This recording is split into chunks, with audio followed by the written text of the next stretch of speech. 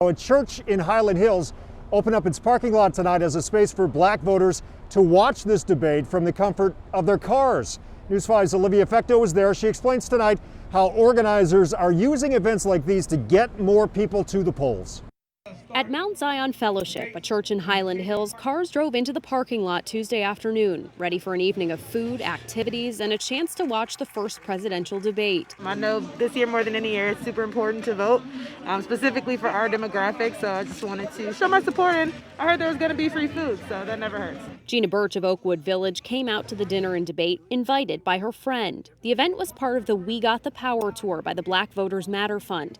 It focused in part on voter registration, something BIRCH feels is important. I do a lot of work with digital inclusion, so there are so many people that just don't have internet at all, let alone a computer or a smartphone to kind of get access to that. So being on the street and in the community and having the applications that you need right there on hand, I think is a really important way to get people registered.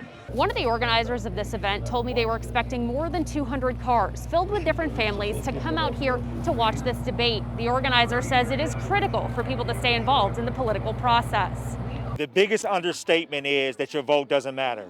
Laurice Purnell is the founder of The Real Black Friday, an organization that acts as a resource for small businesses. He says it's imperative for black voters to participate, not just this election, but every time. Your vote matters. You're voting for your kids, you're voting for your parents, you're voting for your community, but most importantly, you're voting for yourself.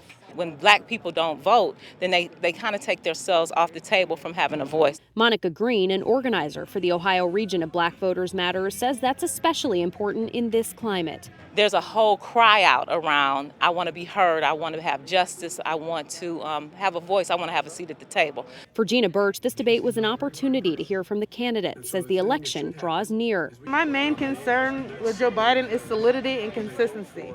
So if he can mean what he says and stick to it, I think I'll be okay.